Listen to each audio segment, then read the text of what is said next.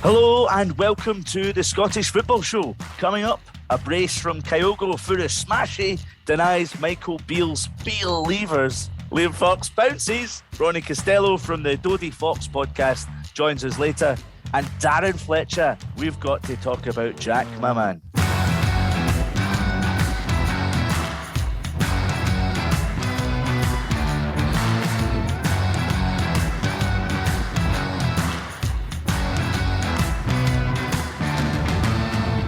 A warm welcome to you listeners. Joining me on the podcast, she's senior football producer for West Ham. It's Laura Brannan. Hello. Hello, Laura. And also, he's a football filmmaker. He likes to smash some buttons, but not the chocolate ones. Similar link to last week. But hello there, Findlay Marks. Hello. Just to reiterate again, I do absolutely smash chocolate buttons. I think they're a terrific confectionery treat. Wow. Just want that cleared up. The deja vu, clearing it up for the second pod in a row. Laura, how was your weekend? With me? It was good. I spent the day with you in the pub. So it was a happy day. It wasn't just you though. Who else did I see? The pub, Andrew? You saw my daughter, Holly. You saw my girlfriend. And I saw Grant. Yeah, I also saw Jamie Theakston. Oh yeah, so you did. Famous for live and kicking. And what else, Laura? Just live and kicking. It's just me from 1997. So I was about 10 years old. Jamie Theakston, Zoe Ball, live and kicking. I was slightly fangirling as he sat and watched Man United win the Carabao Cup in the corner. Yeah, well, the thing is, I saw him first, Laura, and then told you just kind of nonchalantly, and you lost the plot. You were like, what, Jamie Theakston from Live and Kicking? Are you serious? He's actually here. Where is he? Where is he? Where is he? And I pointed to him and you were like, I'm just going to walk in that direction. And kind of like, and you came back and you were like, we made eye contact. I can confirm this happened. This is exactly what happened. I don't think you were expecting that reaction, were you? No, I really didn't. See, when you work with footballers all your life, right, you kind of have to fangirl over something else. This is what I was going to ask. I was like, all of us work in the industry where we're around, like famous footballers and celebrities and pundits and stuff like that all the time. And most of it is just your job, so you just get on with it. But I love hearing when people who work around celebrities and stuff like that all the time freak out about people that maybe other people just be like, sorry, who's that? Because who's the best person you've ever kind of like unintentionally fangirled about? I can tell you one of the oddest moments for me was meeting Sir Trevor Brooking. Now, my job was just to collect him and bring him into BT Sports Studios. So I'd met him outside and I was like, all right, Trevor, come on, the studio's inside. Well, we're chatting away, he's perfectly pleasant. But when I get inside, everyone starts going like, Sir Trevor Brooking, how are you? Sir Trevor Brooking, it's a pleasure to meet you. And I was like, Trev, come on. Hurry up. I've got time to keep to.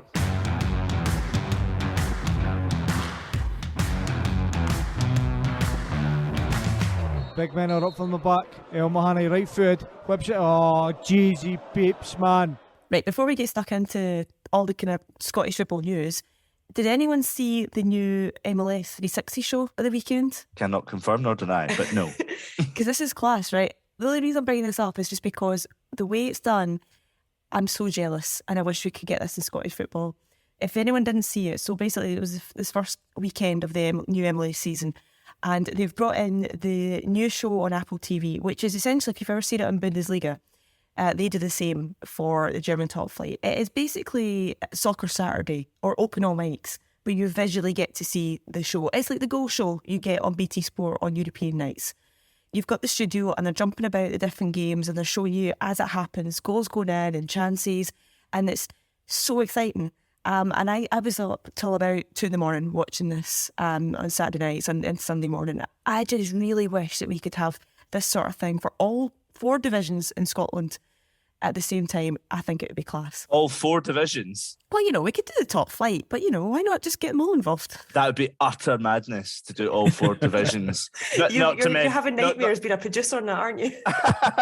Well, as you saw on Thursday, I've been doing the goal show since day one on BT Sport, but to do all 4 divisions would cost an absolute packet. All right, okay, we'll do we'll do the top flight, and then we might span out to the Championship as well, okay? But hold on, this opens up the debate about the whole 3 o'clock kind of blackout period of like you just cannot show domestic football on this island from 3 o'clock to I think 5:30 or 5 o'clock. Sorry, it's 5 o'clock, right? So, and it's kind of an agreement that's been in for decades. It's an absolute farce. It isn't. It isn't. I mean, I know that we've spoken about it before, and we've pulled the data out and stuff like that.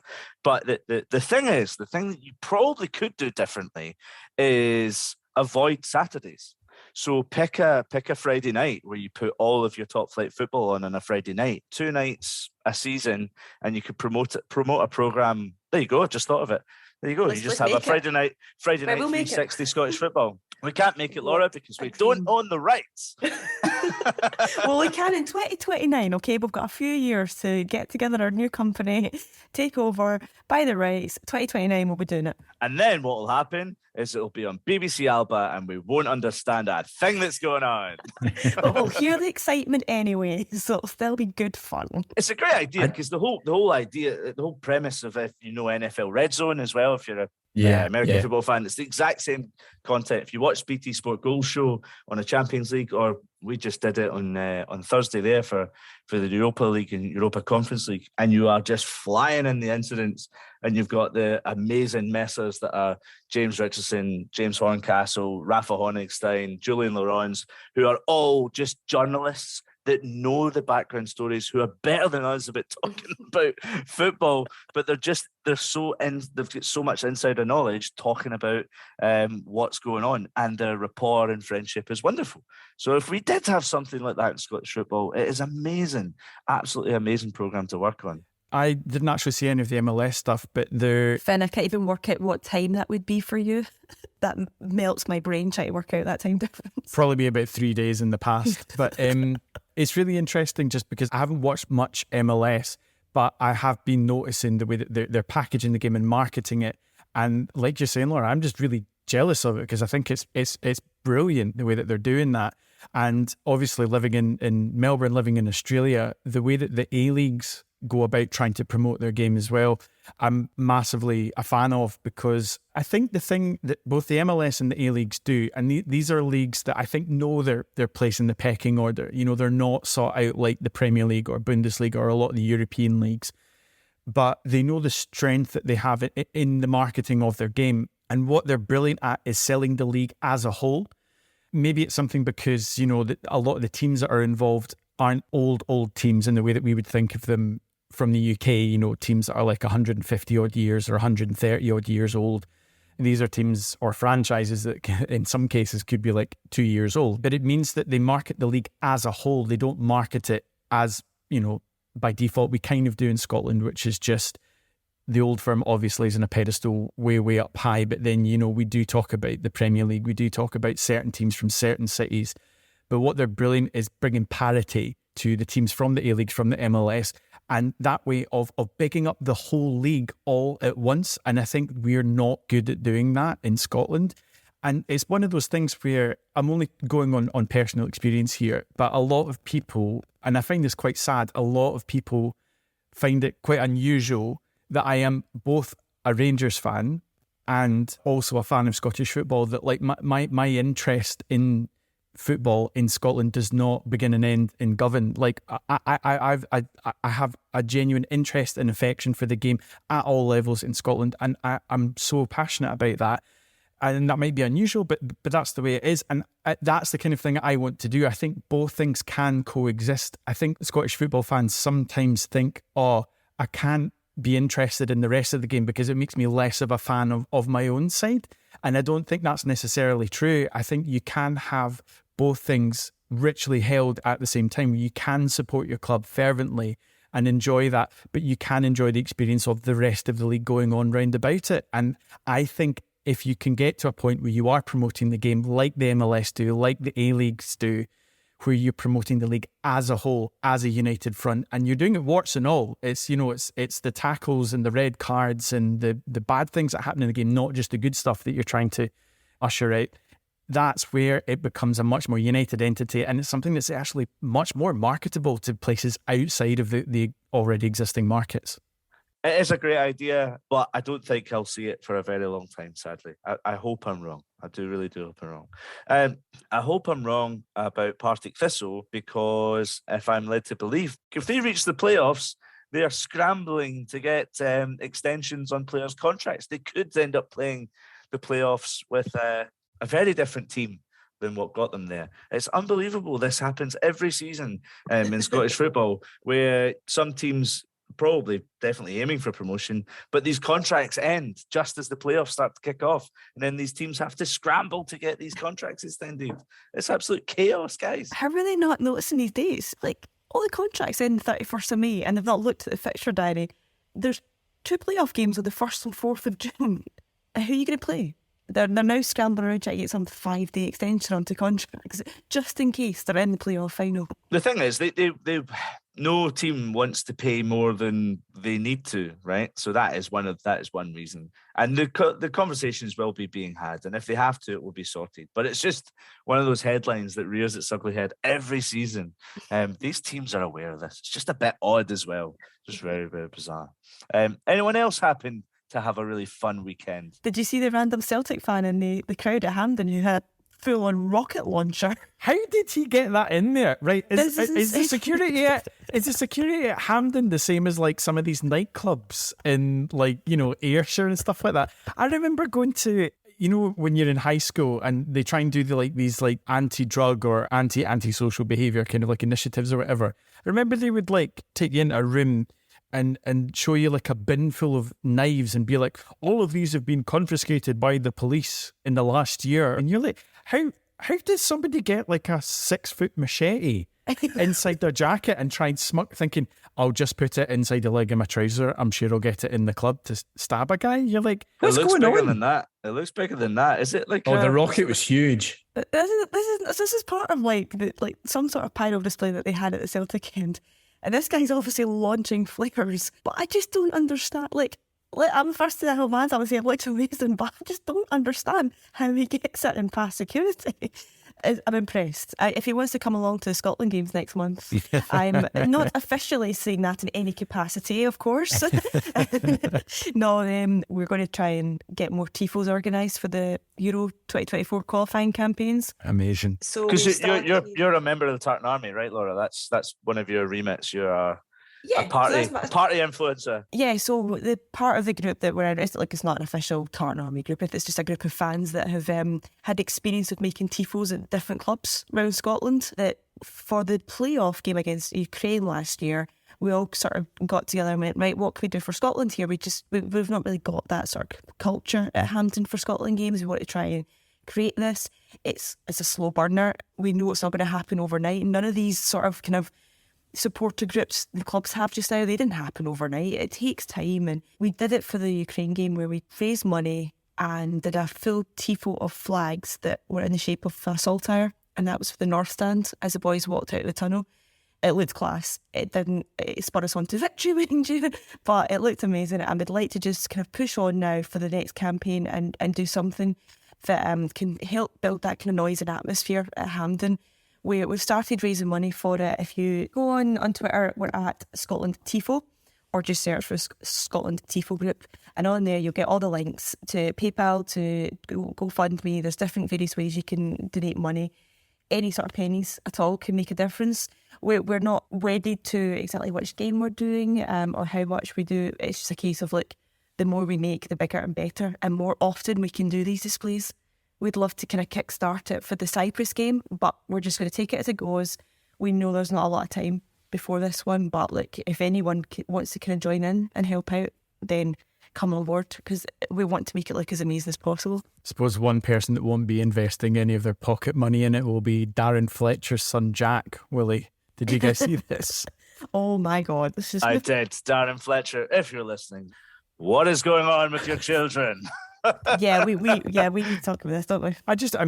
So a number of months ago, we were talking about Angus Gunn, the son of Brian Gunn, who's Scottish and a former Scotland international cap goalkeeper, and the kind of debate of whether or not it should be entertained for him potentially coming back into the Scotland fold because of the injury to Craig Gordon. And I think unanimously we didn't feel particularly warm to that idea.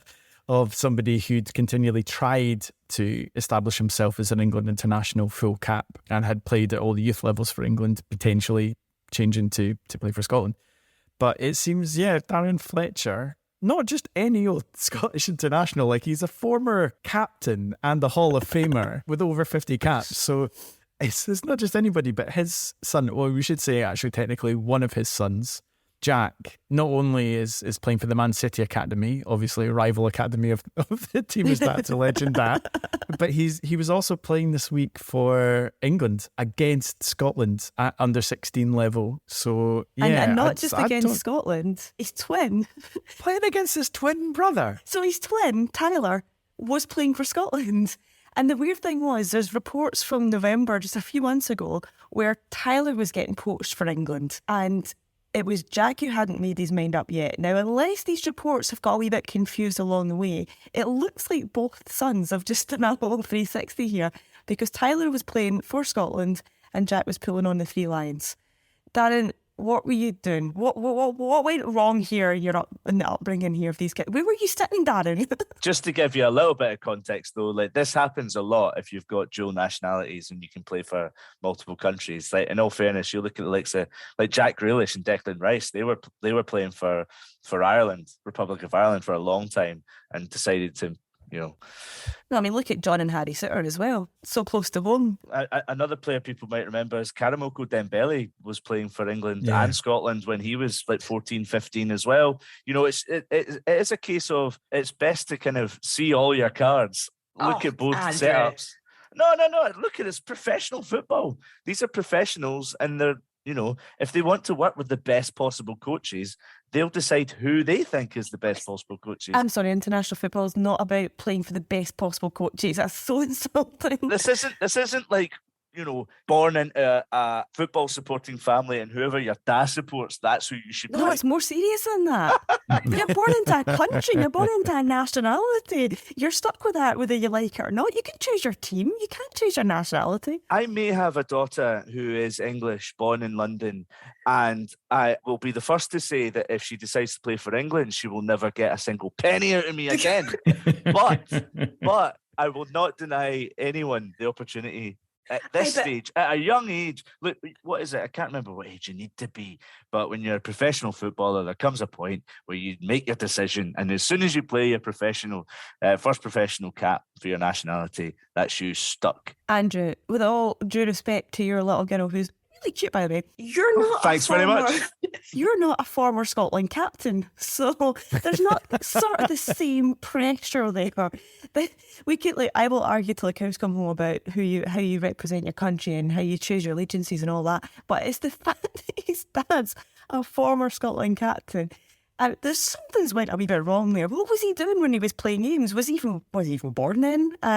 Why did one son choose to be Scottish and one chose not to be? It's a good laugh. He's a rebel child. He's clearly a rebel child. A problem child indeed. Oh my goodness, Jack. I said rebel child, but you put problem child into my mouth. Well, there you go. Yeah, probably thinking about Jake Paul too much. Ugh, why?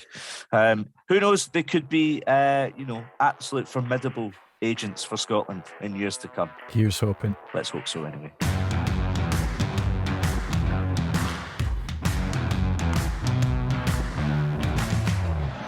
McGregor, Moy, Hatate beyond him. It's Hatate across. Kyogo again. A double-double in the final for Kyogo. And it might just be Celtic's Silver Line Sunday. Celtic do what they've shown they do best and lifted another trophy under Ange Postecoglou. Ange has always done better at clubs in his second season. Is this a stick-on season for them to reach another treble, guys? Celtic, for me, watching this with you, Laura, it felt like the better team won. But I don't know what you thought. Yeah, it really was just sort of business as usual. Get in there, get it done, and let's go home. That was sort of the kind of feel of it all. There wasn't really any kind of controversy. There wasn't really any sort of drama. Not really what a kind of neutral wants. It was just sort of very much of this era where it's just Celtic are very compact, very to the point, very precise, very good. And they just didn't really, like we saw Rangers maybe kind of showed it for about 15 minutes where you were like, right, they're actually coming back into this here. We're going to get a game out of it. And it just sort of dwindled away. And it kind of got to the stage of the kind of last 20 minutes, you're thinking, just give them the cup, because this isn't really going any other way apart from back to Celtic Park. Finn, I imagine you've got a whole rant planned for this to kind of dissect the Rangers performance here, but nothing from the Celtic performance blew me away. It was just very much business as usual, and well done to them, because they've absolutely nailed on the success right now. They've got it absolutely spot on what they want to do. They definitely got it spot on the day, because Rangers did not come out with any sort of, not so much a plan, but belief, really, for me. Looking at that, Celtic coasted to 2-0. Although it took them a little while, they scored at a really important time just before halftime, and then Kyogo with another very similar finish as well. Which, when you look at again, like the defending of it is utterly just disgusting from Rangers. These are the moments of quality Celtic punish teams all over the league. They're just so good at cutting teams apart when you give them an opportunity. And Kyogo is just a master of being that fox in the box right there when you need him. He's such a good player. That's why he's the top goal scorer in the league, and he deservedly won it for Ange Postecoglou. But for Rangers fans, this was under Michael Beale. It's his first defeat as manager. This is kind of a worrying time for them, looking ahead to a summer where they've got 9 people to replace potentially. Maybe not with the type of money that Celtic are going to have. But Finn, they do have the Scottish Cup to look forward to. But maybe you're going to absolutely rip them to shreds more than I have. I think Michael Beale, quite rightly, since he's come in, has received a lot of praise, given that, he'd only dropped 1 point since he'd come in, which I think is quite impressive given the state of disarray the team were in under Van Bronckhorst before the World Cup break. I don't think you can look at it any other way than he got his lineup entirely wrong on Sunday. I think, not that you can ever completely go with something like go off Twitter, but you can usually get a pretty healthy gauge of, in general, how a supporter feeling before, during and after games. And I can't ever really remember a time where I've seen a more consolidated opinion amongst Rangers fans before the game, looking at a lineup thinking, I don't feel good about this. Where's Raskin? Where's Cantwell? Why is Lundstrom playing? Why is Tillman playing? Why is Kamara playing? I think you can kind of see the logic behind it a little bit in that it's the exact same lineup that went out against Hearts at Tynecastle and were fantastic in that game a couple of weeks ago. It's a formation that's designed to contain a midfield and give the opposition possession and look to contain and to set up to play over the top rather than through the lines. At least I think that's what Michael Beale's intention was. Although it became apparent pretty quickly that they wouldn't get much joy, as Celtic were strolling the midfield battle and easily finding ways to play through Rangers because they were standing off so much. I found the absence of Raskin alone baffling, given that he's, of the little that we've seen him so far, the 2 or 3 games, he does something that no other Rangers player does.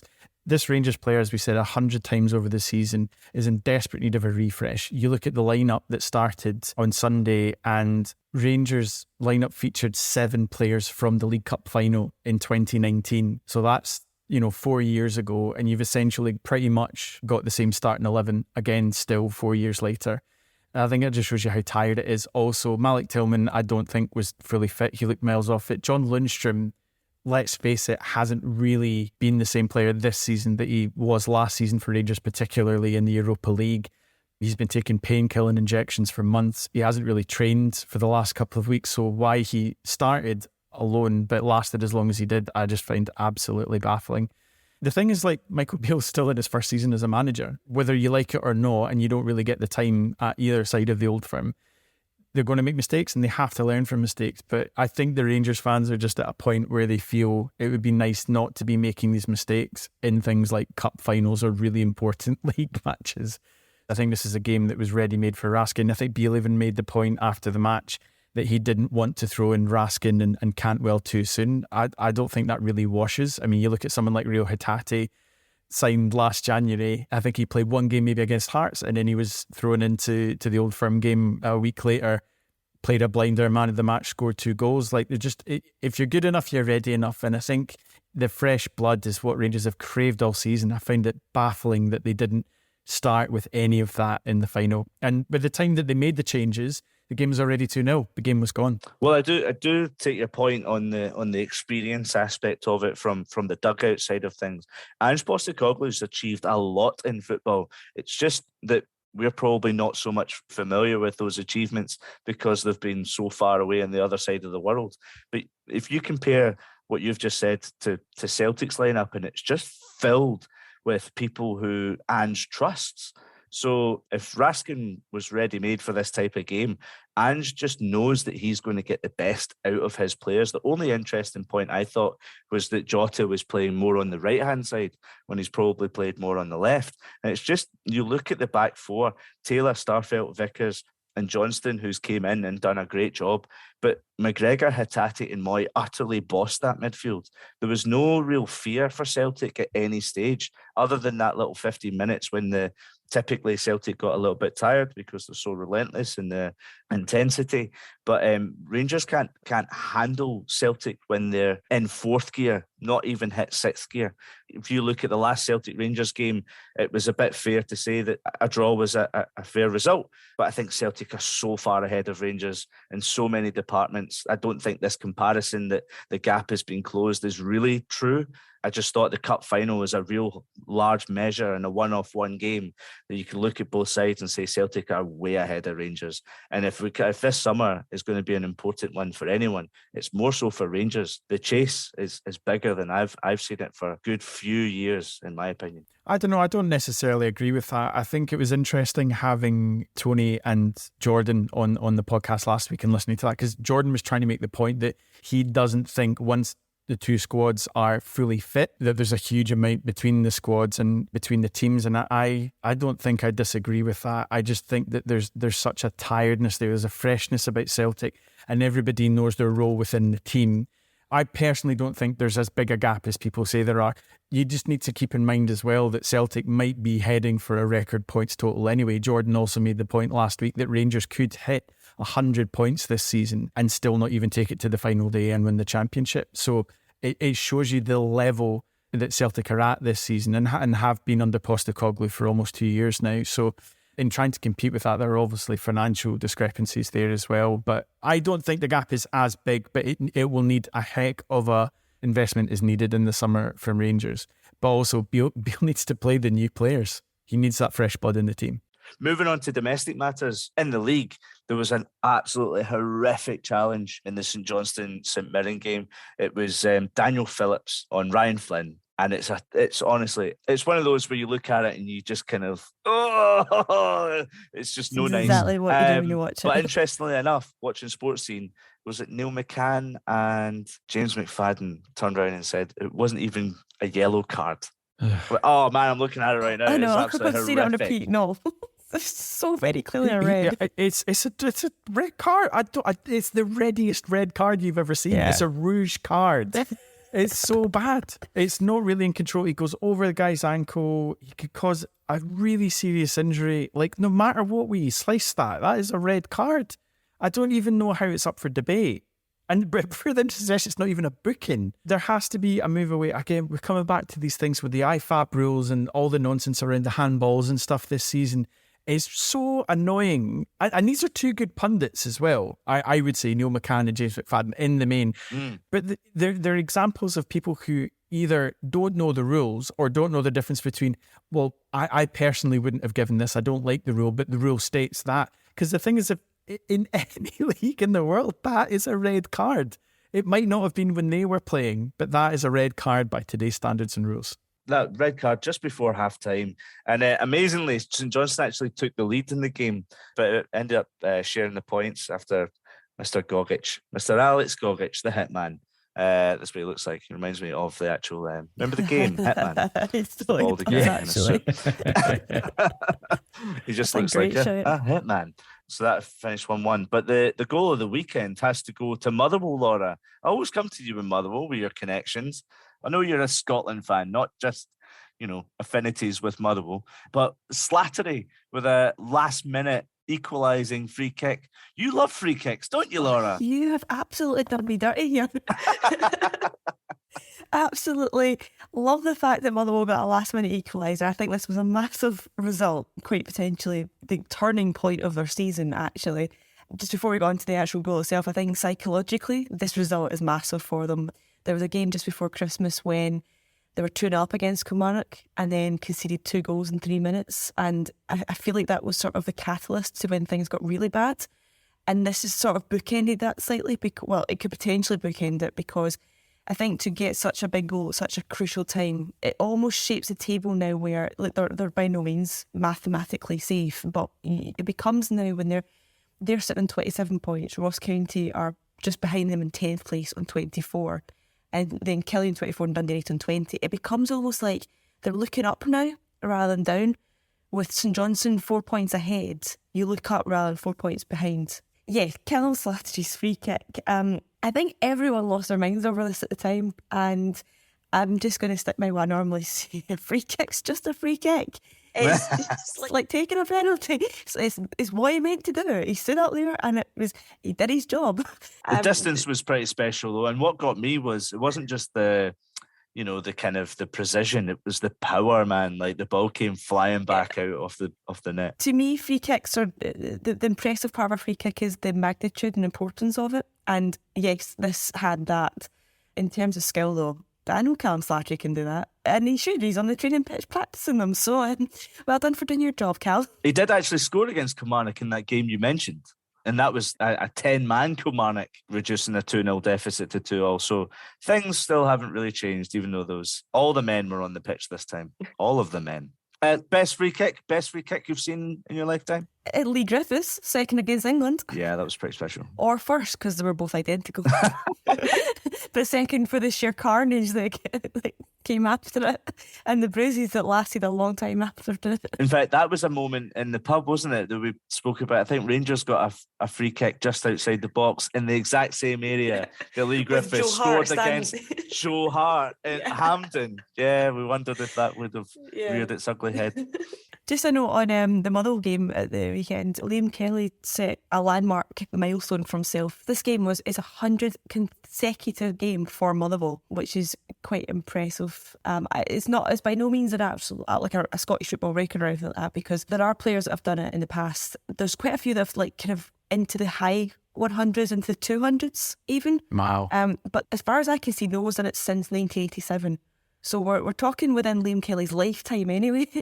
As far as I can see, it's a record since the Scottish Premiership began. So that's something in itself. It's immensely impressive, I think, in the modern game. There were definitely players that have had, ridiculous runs of, like you're saying, 100 odd games or high hundreds and into the 200s from the 1910s or the 1950s or the 1960s.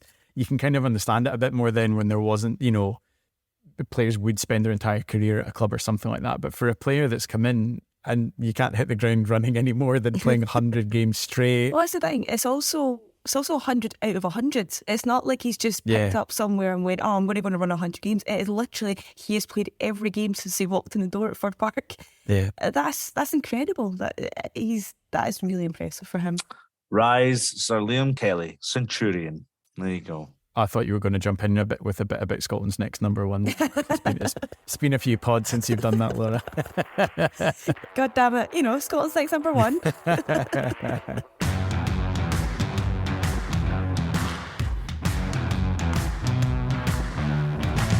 You think I'm going to answer a stupid question like that? After Dundee United's miserable 4-0 defeat to relegation rivals Ross County, and with American owner Mark Ogren in the stands to watch, the writing fairly was on the wall for manager Liam Fox. United are now looking for their third manager in a season, and the task of survival couldn't be a bigger ask. To sift through the debris, we're joined by Ronny Costello from Dode Fox podcast. Ronny, it was dismal in Dingwall on Saturday, shall we say? Was it really that good? Was it really that good? Oh, dear. Yeah, it was embarrassing. It just... For a game of that magnitude, and that's what gets served up, it's not good enough. It's worse than conceding 9 to Celtic. It's worse than 7 Altmark, because they're, and I'm not playing down Ross County, but they're not on a par with those teams, and it felt worse. It generally felt worse. So yeah, it was horrific. It's also the fact they're down there with you, battling in the same area as well. So it's not just the damage it does to you guys, it's the damage it does to the table as well, isn't it? Yeah, I mean, it's that, but the 6-pointer in February, you're thinking, I can't really get that worse. I can't get any worse it got worse. In 90 minutes, it got way worse. So, yeah, I mean, it made it worse that the fact we went out to the Cup to Kilmarnock, who are down beside us, and that was horrible.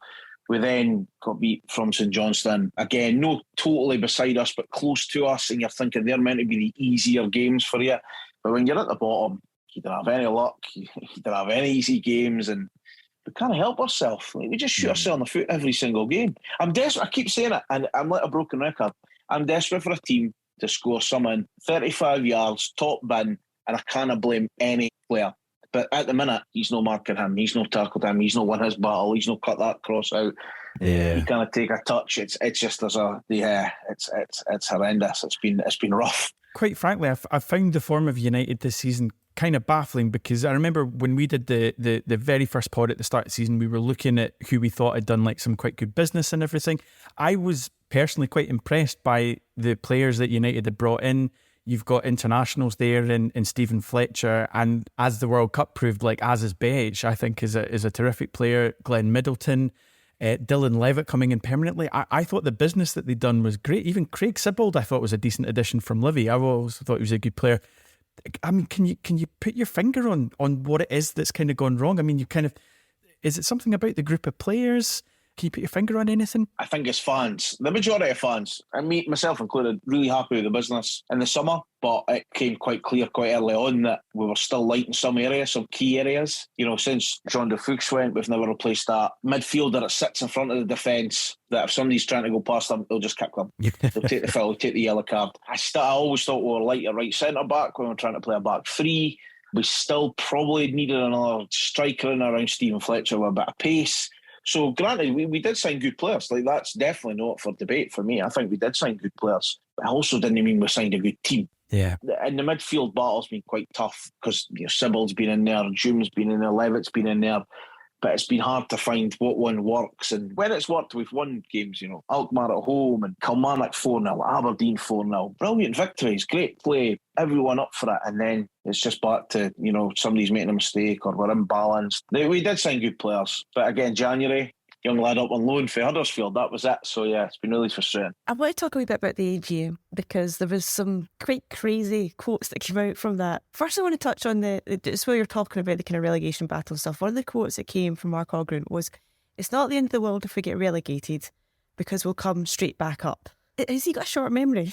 The first time he didn't say that. That's not a direct Okay, quote. so has that been misreported? Has that been taken completely out of context? A little bit, yeah. To cut a real long story short, Smile, the show about Jim McLean's at the Rep just now, and we got asked to do a Q&A with some legends after it. A question come up that was based on the AGM about relegation that we asked, and we were then asked to correct that factually with what was actually said. So the actual line was something, again, I'm paraphrasing slightly, but it was along the lines of, we will be in the best position to come straight back up, as in the budget would be right, the team, all these kind of things. So I think it was a little bit of a miss, because as soon as I read it, I thought, there's no way. I mean, you're not a successful businessman, and you're not ruthless, and you've not done this. And then I just didn't believe that he said it at the time. Then I thought, well, you just never know, because it's probably the first time that he's been over and it's no been as positive and great because of our position, because of stuff like that, because of the January transfer window and everything. But yeah, that was a surprise. But yeah, he didn't quite say, it was taken out of context a little bit. Do you have confidence in the hierarchy at Dundee United, in the sense that it's good that you've obviously cleared that up, that there's not some crazy quotes coming out of the AGM, but you know, there's still a lot of dissent amongst Dundee United fans, and directed at one man in particular, Tony Ashgard, who first came in working under Mickey Mellon. It looked like the relationship was really rosy with those two, and Fuchs was one of the key players that he brought in, who was excellent. So do we think that it's a bit unfair to tar him with a negative brush? Do you think this is the right management team to make the next appointment and to paint a brighter future for Dundee United? I think, me personally, see right now, when there's only 12 games to go, we need to get a manager in place. This is like crucial. There's only 12 games. There's 12 games, and then they could look at whatever they're doing behind the scenes or whatever. I mean, it might dictate depending on what league you're in, but yeah, that has to be first and foremost about what goes on. You have to get that right. Have to. And what about Tony? Like, do you feel like the treatment's unfair? I mean, I would like to be in his shoes. Like, that cannot be easy. Like, it can't be easy for a manager getting that, or players. Like, it can't be easy for anybody. He's a big boy, he's thick-skinned. You know, he might. Yes. I don't know. he'll deal with it the way he deals with it, I imagine. I mean, it's happened now for a wee while, and I think, let's say, first, they've got to just win games, eh? I think that, for me, as a fan, just got to be winning games right now, because there's just not enough time. You could go and say, oh, but so-and-so that works in the shop does this. Nah, right now, the team needs to get some points on the board, and then they can deal with it. But again, there's a game coming up. You've got 2 games in quick succession. We play Saturday, then Wednesday. Then there's obviously the break for a weekend. I don't think they can wait. I think they need to try and get stuff moving now. So who's the more long-term manager, Neil Lennon or Craig Levein? Box office, the two of them. Box office. Love it. Yeah, listen, Craig Levein's obviously got he's held in high regard given the job he done. It's very, very similar. I mean, he come in a lot earlier, obviously October time, the last time, but we were bottom of the league. We'd just been beat 5-1 for Falkirk. No one should ever get beat 5-1 for Falkirk. Again, I keep mentioning 12 games, but there's no long to go. I think Neil Lennon, I mean, he'll take doors off of hinges in that dressing room. So he's a bit, I mean, you know what? He's a passionate man. Certainly I hated him when he was a manager at Celtic and Hibs, but that probably because he's a bit of a winner. Like, he knows how to win. Yeah, he's box office. Craig Levein's really interesting. Really, really interesting. We actually had him on in January, actually. We had a bit of a live show. So he was in front of 400 people in a theatre, and he was absolutely brilliant value. But not once good value. Did I ever think he could be the new manager of United. Not once did I think that in that chat I had one, but I was very surprised when that came out. Very surprised, because it's not a name that I even thought of. You know, I was throwing names at Paul yesterday when we were recording, and his name never come up, and that's not any disrespect. It just didn't come up. People forget he got the Scotland job after the job he did at United as well. Like, that's just how big an impact he can make at clubs who are struggling as well, because he did the same at Hearts, albeit in a higher role, kind of instructing Robbie Nielsen. So maybe he is the long term. Listen, there might be a bit of unfinished business there as well. He left United, I think it was December. I'm pretty sure it was around December time. And United also going to win the Scottish Cup, which is amazing. But, I mean, he said to us that no one was more delighted than him for United to win the Cup that year. And I just think that maybe sometimes he just thinks, I had maybe 18 months on his deal and he never done what he wanted to. Maybe he does think there's a wee bit of that. I don't know. Maybe the way it finished at Hearts, he's frustrated. But I know for hearing people today and seeing people, right, like when he went into that Hearts role again, like, he done really well. I'll see what happens. It could be an interesting week. But it'd be great to have someone in place way before 6 o'clock on Saturday as the kick-off. This is why I say about Tony Askar earlier on, I think he's a really astute guy. I think he knows, like, the panic button has to be pressed, but it needs to be an astute panic button. Not that I know anything, but that's what I think about Tony. Somebody needs time. It's not a short-term project, I don't think. I think whoever it is, there has to be a plan in place. Because, again, it's different if you're sitting mid-table. You've got 5 games to go. You're not going to win a league. You're not going to get relegated. You can get somebody to help you out to the end of the season. This is massive. Ronny, just to kind of finish off, just looking like long term here, if the worst does happen this season and you do get relegated, what's the kind of financial danger involved in this? Because as we said earlier, look, United have struggled to come back up on the first attempt before.